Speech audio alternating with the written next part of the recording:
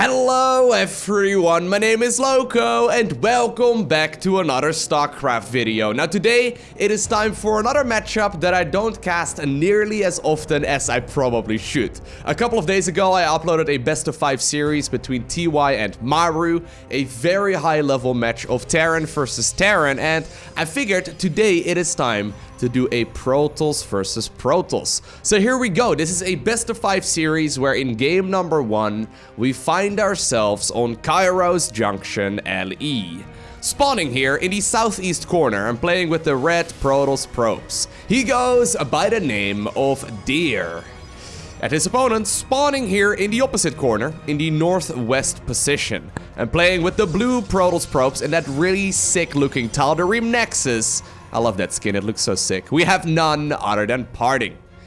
Now obviously both of these players are very high level Protoss players as well. Maybe not quite like the rank 1 and 2 like we saw with the Terran players that I just mentioned earlier, Maru and TY. But there's no denying that Parting and of course Deer are some of the very best that we have in SC2 when it comes to playing the Protoss pieces. So I'm excited to figure out what will go down in this match. Now obviously with the most recent balance patch in patch 4.8 we did see a couple of changes. Interestingly enough, it's the minor things. There you go. A little bit of a probe kiss right there in the middle of the map. Always wonderful. But one of the minor things that nobody really, I guess, anticipated was the change to Hallucination. So Hallucination used to cost 100 energy. Right now it is 75 energy. And it really does allow Protoss players to open up with a double gateway like they're both doing in this game. But to, for example, go for 1 Stalker and then 1 Sentry as their first couple of units. And while it also allows you to be safe, you can use the Hallucinated Phoenix, which is just a little bit cheaper to get than it was in the past, to scout out what it is your opponent is going for just a little bit earlier. So here we go. We do see that deviation right now. Deer going for the double Stalker, whereas on the other side of the map, we do see that single Sentry as well as another Stalker. So we'll see where this one is gonna head to. I think it's mostly like a preference at this point. Obviously, we also saw changes to, for example, like the Tempest, and more importantly for Protoss versus Protoss, the Disruptor as well. The Disruptor, once again, did bring back that Disruptor Blink Stalker meta that I personally like very much, but we'll see if we're gonna be seeing one of those games as well, because they're relatively uncommon, as the defensive style is just simply a little more popular at this point right now. Alrighty, so starport coming up right here for Deer. We see a robotics facility in the meantime on the other side of the map for Parting. He is gonna be, at the very least, moving forward with 1 Brave Stalker. Now, obviously, he's gonna be in a little bit of trouble. He's got the high ground, Parting. Get out of there! Have you not seen Okay, he has. He has seen Star Wars. He does manage to get away. Otherwise, he'd obviously be in a lot of trouble. I've been making that joke a little bit too often lately, but I mean, come on, guys. Star Wars jokes are always good. Anyways, right here on the right-hand side, that single probe is hanging out in that little nuke over there. In the meantime, by the way, ooh, nice Stalker pickoff right there for Parting. He did end up getting one of his opponent's players' Stalkers, but there's no expansion just yet here for Parting, and that's something that we do want to keep in mind. Hallucinated Phoenix right now will confirm that indeed a starport, or rather a Stargate, is coming up here for our Protoss player in red, and also that Nexus on the low ground. So we'll see what exactly Parting is going to do to try and counter this as well. A pylon was already constructed here on the right-hand side. It looks like he actually wants to get aggressive. Obviously, he can still opt to go for an expansion behind this, but at this point, he's kind of committed. So he didn't get Blink, obviously, but he did get himself a Warp Prism that's finishing up in a sec. Interestingly enough, Warp Prisms obviously sort of give every unit Blink, and they are managing to make their way, the Stalkers that is, to the other side of the map before the Nexus finishes up. He's actually going to try and get into the main base right here of the player in red, and so far that's going really well. That's a lot of damage here already being dealt, but we also now do see that Oracle making its way across the map. A single shield battery is available. Instead, Deer is going to go for that Stasis Ward to try and deal maximum amounts of damage while his opponent was occupied. So far, it's not being dealt, and I think that Parting is showing us exactly how to take care of your opponent here in this first game of this series.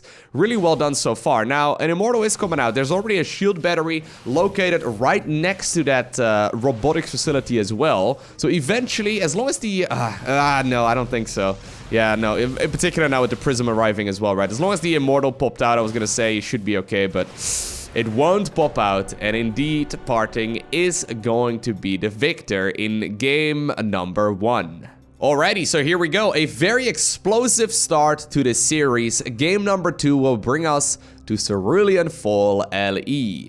Now, obviously, these kind of things happen not just in Protoss versus Protoss, but also in TVT and in ZVZ, the other mirror matchups in StarCraft 2. Oftentimes, you know, the player that ends up playing a little bit too economically focused can be the one who's in a little bit of trouble as well. In particular, obviously, in Zerg vs. Zerg, you have these things called build order losses from time to time where, you know, sometimes you see a player open up hyper aggressive with like a really quick spawning pool and the other one's going for a hatchery first.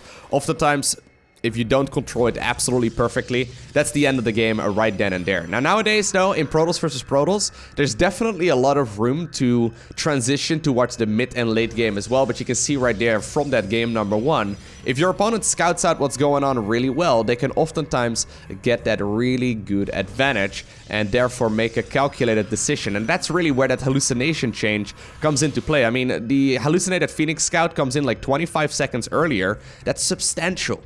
That is really, really critical because it's before the first important tech unit really comes out for the opponent. Anyways, bit of a different expansion, or I guess building placement right here for Parting. Decided to go for the pylon on the low ground, and he's now following it up with 2 gateways nonetheless. We already see a much more orthodox way of playing it right here for Deer. He did decide to go for the double gateway as well, but now followed up with a cybercore. And this is something that is very common right now in the meta of Protoss versus Protoss. Something that we've been seeing for years at this point. Double gateway openers are just so very good.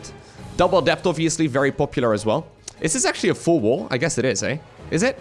Yep. So Deer won't be able to get a probe in there. Now, obviously, as long as the gateway units are rallied to the outer side of that wall, they should be fine. But already, in the bottom right-hand corner, Parting is setting up his second pylon.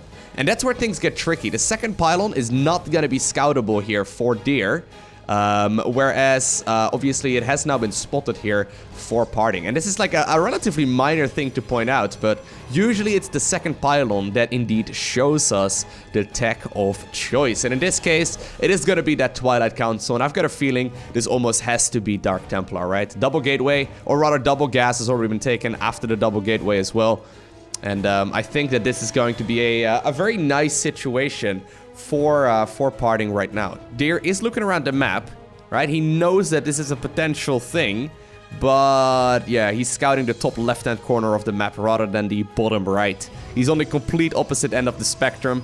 Dark Shrine is indeed coming up, and another gateway will be added into the mix here as well. Now, a couple of depths are coming out. He's gonna follow this up with a couple more units. Actually, Deer, not seeing the production here in the second gateway, could get a scout just like that. So he sees indeed, okay, he does see that 2 units are being produced right now. That's pretty important, I think. If you would see that only a single unit would be produced, there's likely going to be a chance for some aggression as well. Regardless, 2 adepts making their way across the map. Good timing right there on the pylon, preventing those shades from getting into the base. And the Stargate here will finish for Deer as well. At this point, though, there's no scouting information available here for our player in red. He's finally getting the Phoenix in right now, recognizes that there is no tech structure, so he must be aware of the fact that indeed a Dark Shrine is potentially coming across. Now, while he's making that decision, though, one of the adepts will get lifted up. I guess he slipped on the pylon positioning right there. But he needs to make sure that he gets some sort of detection out. At this point, there's no detection whatsoever. Maybe he's guessing that this is a different kind of proxy and he wants to instead lift up any potential, oh man, any potential immortals. I've got a feeling we have a very quick game number 2 as the Dark Templar, with their beautiful skins, are already moving across the map. They kind of look like Sith Lords as well.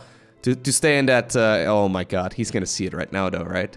Yeah, to stay in that theme. I guess he could try and force wield the ramp to prevent these Dark Templar from getting in for a little while longer, but already this is gonna hurt quite a bit. There's no detection available. He's immediately gonna queue up that Oracle, and oh man, there's like a, oh man, that hurts so much. As long as he gets the pylon right now, it will shut down the production on that Oracle, and Deer indeed is forced to tap out of a very quick game number 2. Obviously, he doesn't know if it's gonna be a Dark Templar play or maybe like another kind of proxy, right? So he decided to go for the Phoenixes instead.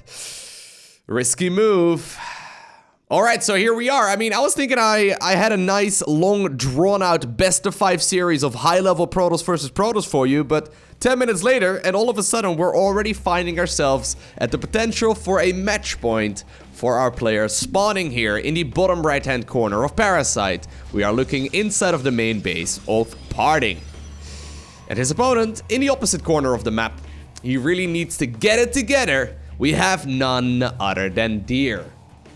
Now, Deer, by the way, once upon a time, he ended up winning a GSL Code S back in 2013, but he's got a special award added on top of that, and that is the one of a Royal Roader. If I understand correctly, it's essentially the Rookie Award, but it only gets awarded to the players that qualify for the GSL Code S for the very first time, and then also end up winning the whole thing in their very first try as well, which obviously is very, very uncommon. We've only seen this a couple times in the past.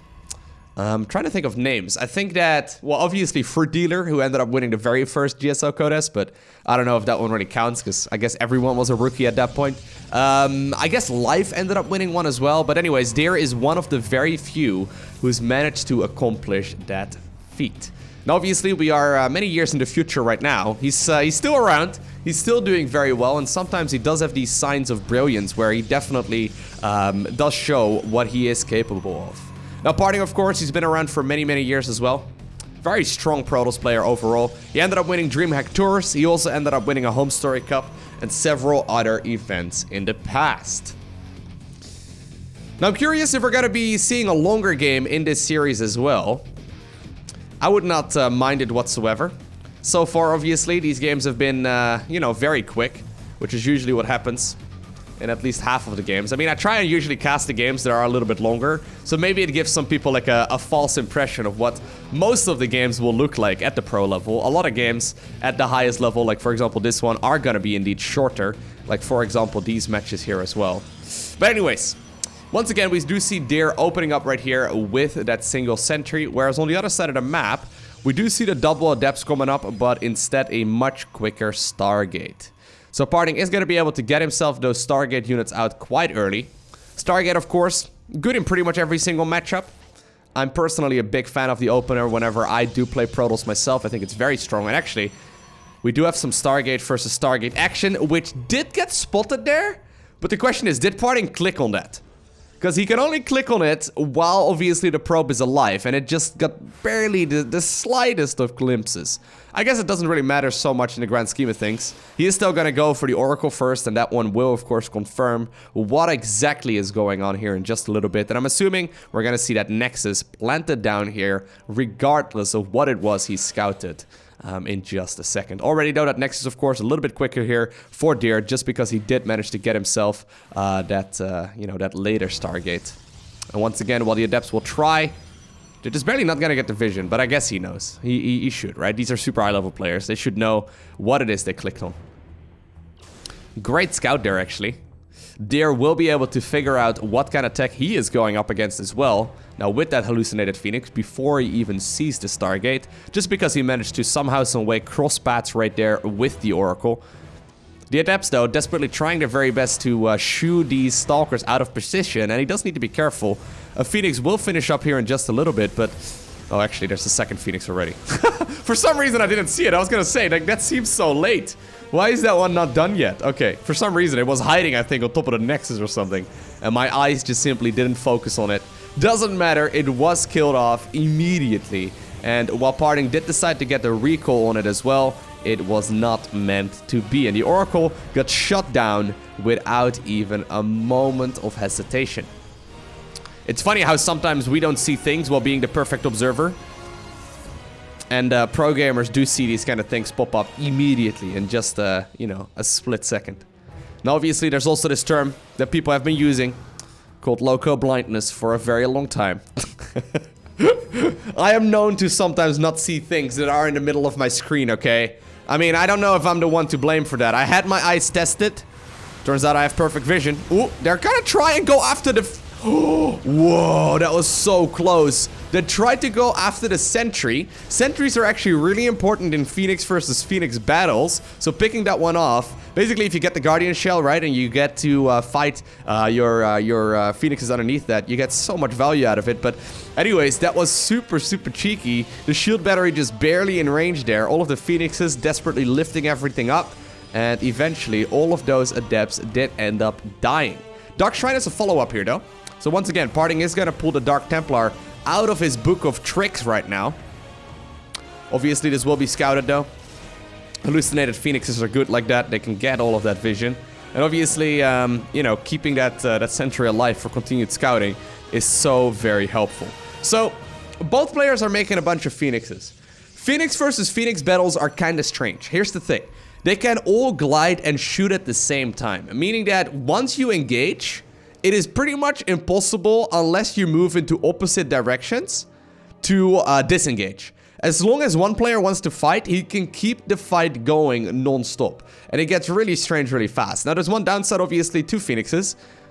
They have to lift things up, and they can't lift, for example, Oracle. Or, sorry, well, I guess they can't lift Oracles either. But not, for example, Archons. Gotta be careful, though. It all comes down to that Phoenix count, as well as, obviously, the bubble from the Sentry.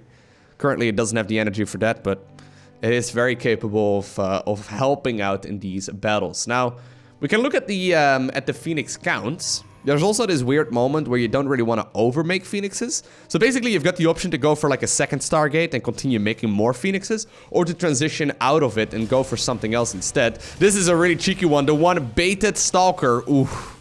Parting did take the bait there for just a second, but it wasn't meant to be. And actually, oh man, Parting, you cheeky bugger. He decides, even though the pylon got shut down just like, I don't know, like 12 paces away from that, he decided to plant down a Nexus in the top right-hand corner of the map anyway. This is not going to be scouted, obviously. At the same time, by the way, a couple of Adepts did make their way across the map. So they're going to be capable of, you know, killing a couple of probes here and there. Nicely done, actually. But obviously, this Nexus in the top right-hand corner, it needs to be scouted. Deer doesn't know about it right now. Instead, he's gonna look for his own third base. So you can see this is like a clash of styles in a way, right? Deer with the much more conservative, much more standard approach, whereas Parting is playing this a lot more, I guess, in a way where he can throw a bunch of stuff at a wall and then he hopes something sticks. He's playing this a lot more unorthodox, but oftentimes it can definitely play really, really well at this level. Because you don't really expect it, and you don't get as much practice, I suppose, if you are Deer against someone like, for example, Parting. He's gonna have to start looking here for a potential third Nexus of his opponent in a sec. And while Parting knows exactly where it's planted down, Deer won't be able to find out. At the same time, obviously, it is much more risky. Nexus does finish up, and he is gonna be able to start mining some of those resources here as well. Alright, so Archon's coming up here. Archons are going to be very useful. Charge, of course, also very useful.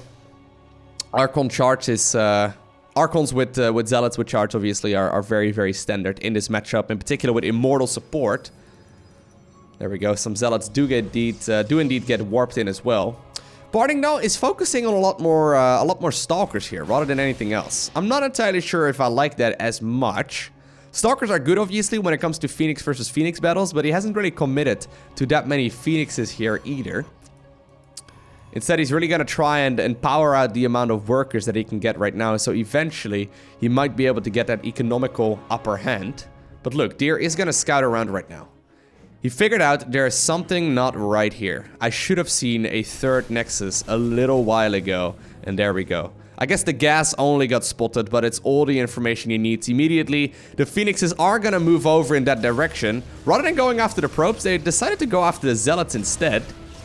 Interesting decision. I would have expected him to go after the probes, just because they're pretty much, you know, free for the taking. At the same time, though, ooh, nicely done. Parting did end up getting the Warp Prism that his opponent was using to reinforce his army with as well. Stalker's obviously a lot more mobile. They're gonna be able to potentially go in for the counter-attack here, too.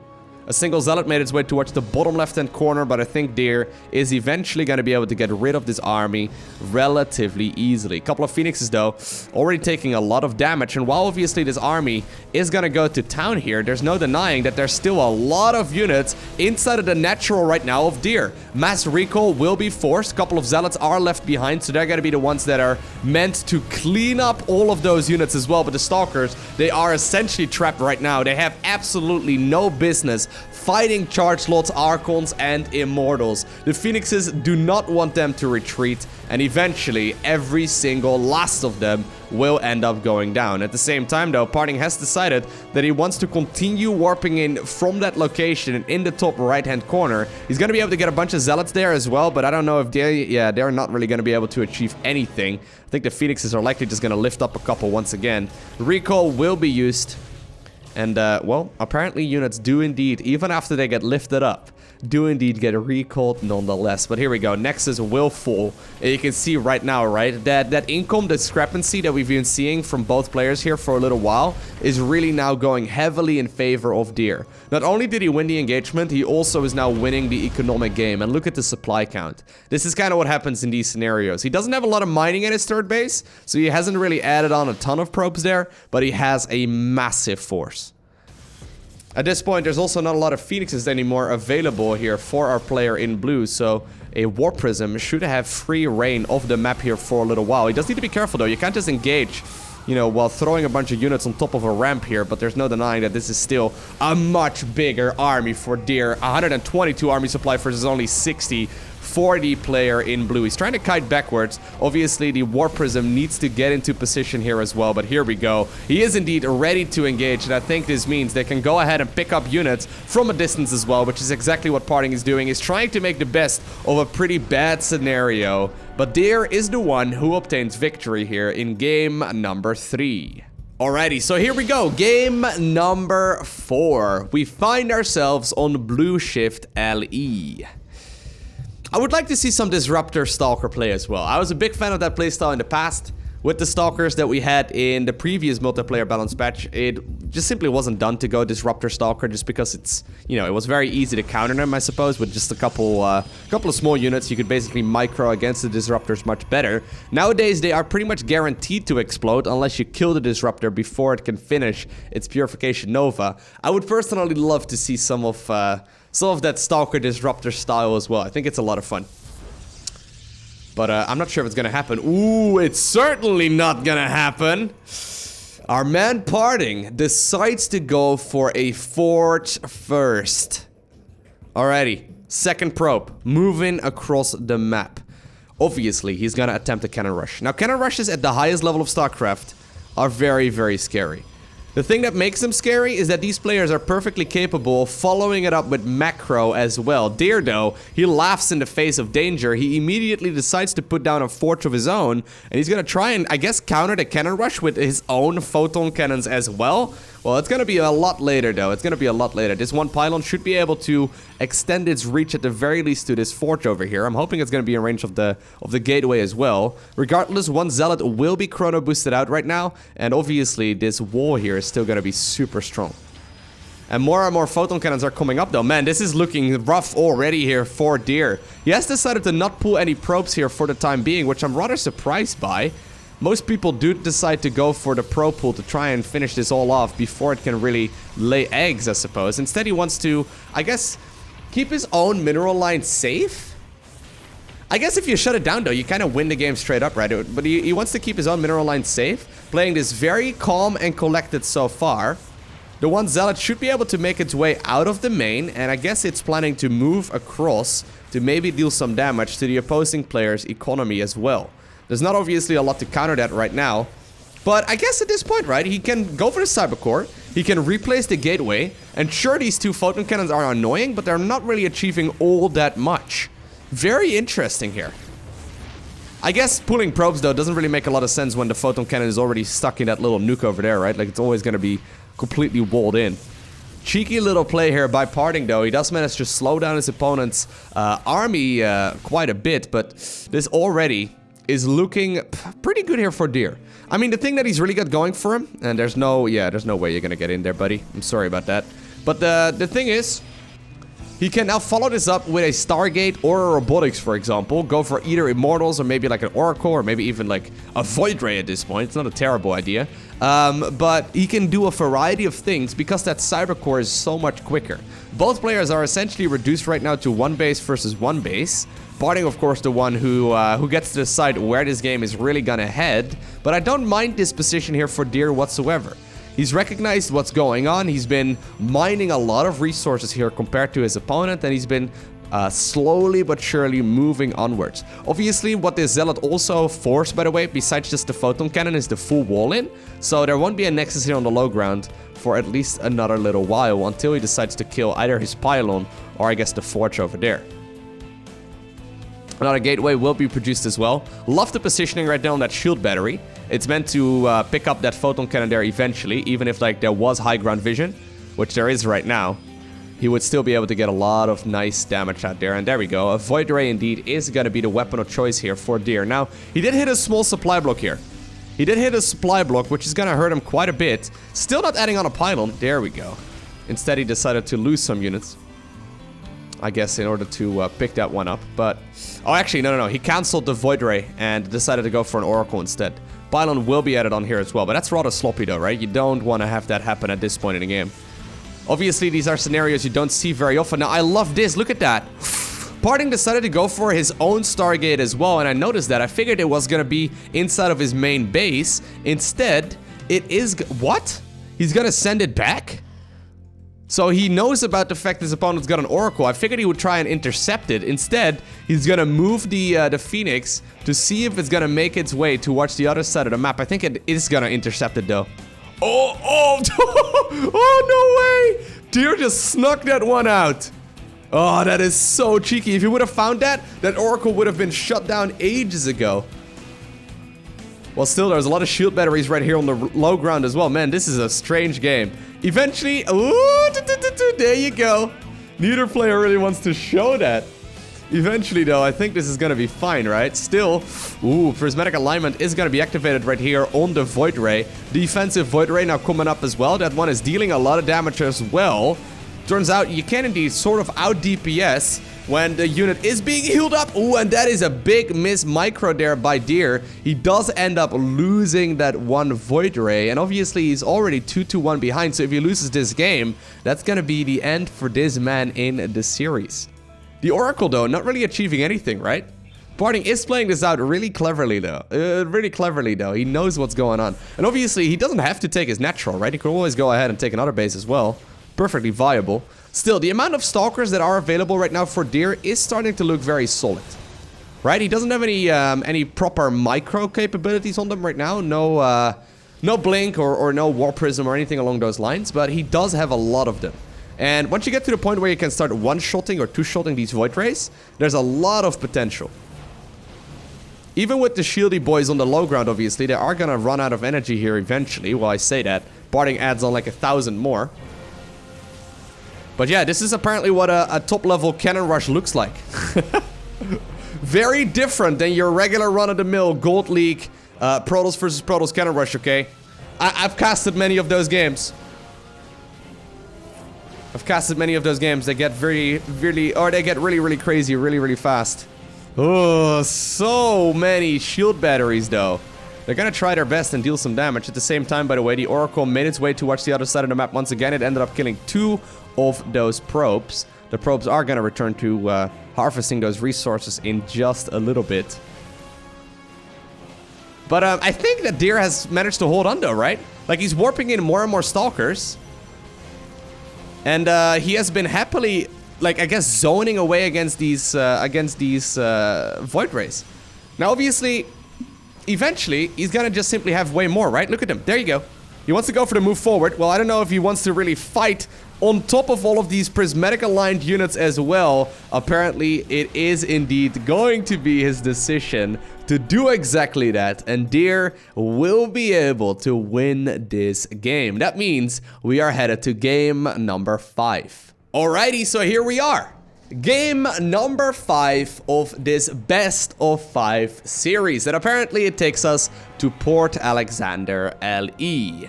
Spawning here in the top left-hand corner of the map. Playing with the blue Protoss probes, although I still think he should play with the red ones instead because it looks way more badass. We have none other than Parting.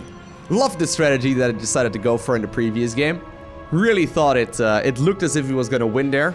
But, you know, his opponent just simply managed to build up that Stalker count there. And even though he was forced to make a Phoenix and all that, it slowed down his Void Ray production enough to the point where this Protoss player spawning here with the red probes is the one, or was the one, I suppose, who won that match. We have, of course, none other than Deer. Alrighty. Now, I have no idea who's going to win this. Is it going to be Deer, who's playing a much more orthodox, a much more safe, a much more standard approach to PvP? Or is it going to be the player who's a little more of a wild card, who does not mind playing hyper-aggressive and just simply throwing down some cheeky buildings on his opponent's side of the map as well? I kind of would like to see Deer cheese, although, you know... At this point, since he's been doing pretty much the same build every single game, or at least like a variety of the same thing, I would be surprised if that's going to be the case. Obviously, though, this is the kind of thing that Deer practices a ton, right? He just simply did this build 1,000 times. I say 1,000 times, it's more like 10,000 times. He's just simply done the same build 10,000 times, and I guess at some point, you just simply feel so comfortable with it that you don't really want to change. If you feel like you can defend everything, obviously, there's really no particular reason to change it either. Cybercore coming up once again for both players. Once more opting to go for the double gateway opener on both sides. Both of them indeed are going to take their double gases, of course, as well. We'll see if there's going to be a little bit of deviation here. We could see the double stalkers once again. It's going to be a sentry and a stalker right here for Deer, and a sentry and a stalker on the other side of the map as well. So much more of a safe opener here. They're going to be able to get their hallucinations out at reasonable times. They're not really going to be able to put any pressure on their opponent with, like, for example, any kind of you know, adept play, and, you know, you can force like the pylons and all that. Not gonna happen in this game, at least not just yet. They could still go for the double adepts, obviously, as a follow-up, but I've got a feeling it's likely gonna be an expansion on both sides after maybe a couple more of these stalkers.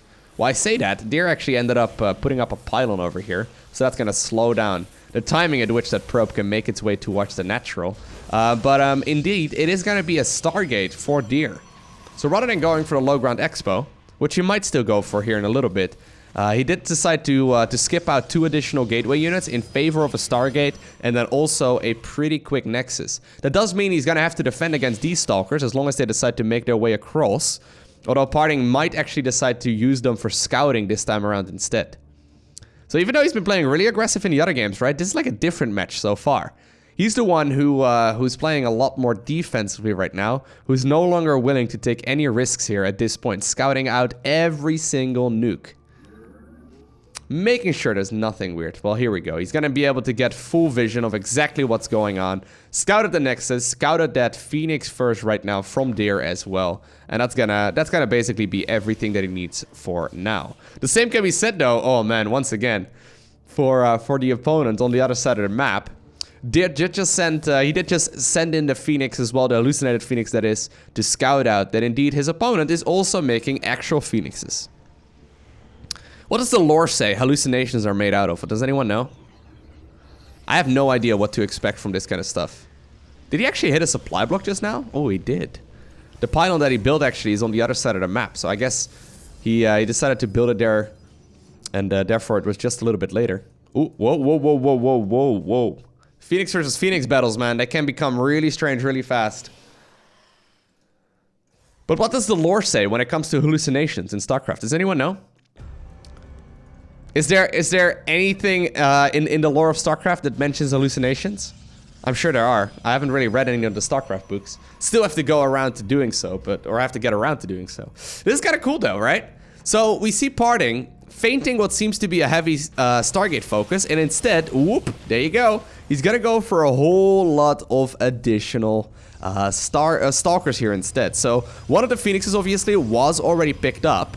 I think this the next on the low ground might very well be in a lot of trouble already. The lifts are pretty good. They're gonna be able to, at the very least, kill some of those Stalkers. Nice cheeky move here from Parting. What seemed to be a very defensive approach from him initially, all of a sudden turned into a heavy gateway unit focus. Deer did end up getting a couple of those shield batteries on the low ground, desperately trying to get those to finish up. There we go. That's going to make things a little bit easier for him as well. But more and more Stalkers are currently being warped in. This is such a relatively, like, unorthodox way of playing, right? Because he's only really got 2 gateways at this point. 2 gateways is not a whole lot. Obviously, there's a lot of people out there that have been doing like 4 gate all-ins in Protoss versus Protoss since like the dawn of time. And with the dawn of time, I mean like 2010 when StarCraft 2 came out. But I guess 2-gate pressure can still deal a tremendous amount of damage if it is controlled correctly, if you read exactly what it is your opponent is doing. In most cases, obviously, this push from parting wouldn't be particularly good. In this case, though, it turned out to be just strong enough to deal a whole lot of damage, to halt, obviously, some of that Phoenix production as well, and to now instead transition right here towards a Void Ray. So Deer is indeed going to go for the Void Rays right now instead. Blink will finish up as well here for our red Protoss player, and that means he's going to be able to start putting on some pressure here. The single Void Ray should be enough to shoo away pretty much all of these units here too. He doesn't have any, okay. He doesn't have a whole lot of units here ready to defend either. The one Oracle is going to be able to make its way towards the natural here in just a little bit. And this can deal a tremendous amount of damage. Instead, though, it's going to bypass inside of the main base. Obviously, at the same time, we do still see these Stalkers going to town as well. Not a whole lot of damage dealt there by Deer. But I guess that's mostly also because he's busy focusing his attention right now on the defense versus that Oracle. Oracle only picking up 2 worker kills so far. At this point, though, more and more shield batteries obviously did finish up. We see Stalkers already finishing, warping in as well. And I think that Deer is likely going to be forced to go back home here in just a second as well. Shield batteries are out of energy, though. But yeah, there's only so much you can do, I guess, at this point in the game. Well, here we go. Finally, some proper damage does get dealt. Apparently, the Oracle did end up going down right there into some of that, I guess, like gray-looking water as well. But the Phoenixes, man, they have been helping out here as well. And 17 workers actually ended up going down. Now, interestingly enough, economy-wise, they're pretty much dead even. Supply-wise, they're pretty much dead even as well. So even though there has been a lot of damage that was dealt here, I think units lost-wise, yeah, it's pretty much even. Look at that. So Parting ended up trading a lot of his attacking units in favor of probes. And we end up in a very, very similar looking mid-game. Now, rather than going for a third Nexus, we see Parting now focusing on a lot of unit-producing structures instead. Already, though, the third Nexus is now done for Deer. And that is gonna boost his economy quite a bit as long as he gets himself a bunch of probes mining there as well. Now, obviously, it's hard to dedicate resources to that, though, right? He needs to, obviously, ramp up his production as well. He doesn't really know about the lack of a third Nexus just yet from his opponent. I think that's something he wants to figure out in just a little bit. Obviously, he did see the amount of units that were out earlier. Indeed, a Nexus will be planted down, but this will open up the opportunity here for Parting to potentially deal a little bit of damage. He's going to be able to finish up his robotics facility and therefore a Warp Prism as well as more observers here in just a second too. Charge is not done just yet, but +1 melee isn't done either. And Parting instead, I think he just wants to snipe the base. If he can snipe the Nexus, that would be excellent for him. It's going to be a difficult thing to decide to do though. Obviously, you don't really know if you're going to be able to do so. One Stalker falls here on either end. A couple of Phoenixes still up above as well. The one Guardian Shield actually really, really important. Super, super helpful. And while he did feign the attack there on the Nexus for a little bit, he immediately did push forward as well when his opponent overextended, and the Nexus does end up going down. Excellent move there by Parting, because right now that kind of puts Deer in a weird position, right? He did have a nice economy here earlier, but now all of a sudden Parting is going to be able to finish up his Nexus as well. At the same time though, inside of the main base here, Deer ended up sending an Oracle across the map. It already picked up 5 worker kills, and that's actually a very solid amount. At the same time, there's also a push through the center of the map. That Void Ray from earlier is going to help out as well, but a couple of Stalkers already were picked off there. Where's Deer going to take this? Yeah, so instead of pushing forward, he decides to retake his third Nexus. Now, this is where things become very difficult. This is where things become very difficult for our player in red. All that Parting really needs to do right now is, you know, keep track of where his opponent's army is located and maybe put on a little bit of pressure. But as long as he builds up that bigger economy, he's always going to be the one who will end up with a larger army eventually. As long as he doesn't lose a lot of units here in the process, he's going to be in a really good spot. These Phoenixes, by the way, they have been scouting around constantly. They've been trying to figure out where that army is positioned. He's trying to see if his opponent maybe decides to make a move to, through one of like the flanks of the map. The only ones leaving so far are indeed going to be a couple of depths, but here we go. This is where that income advantage definitely can come into play.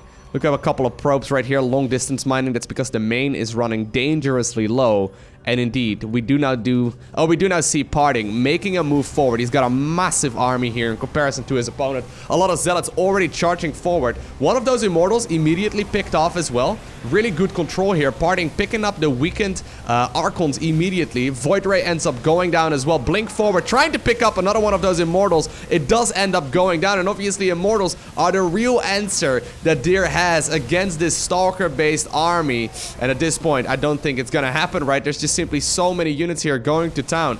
I would like to see one Zealot headed towards the third base, but it does not matter. There are way too many units. Now, there are a couple of these Adepts, right? Trying to be a nuisance, but yeah.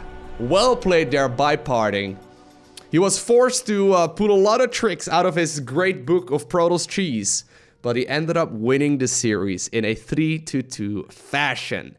I hope you enjoyed watching this video. If you did, make sure you hit that like button down below. And if you want to see more, make sure you hit that subscribe button so you get notifications as soon as I upload more. A special shout out to the Patreon supporters. You guys are awesome. Thank you very much. But for now, I want to thank you for watching. Have an amazing day. Do not forget to smile alright. And I'll see you once again in the next one.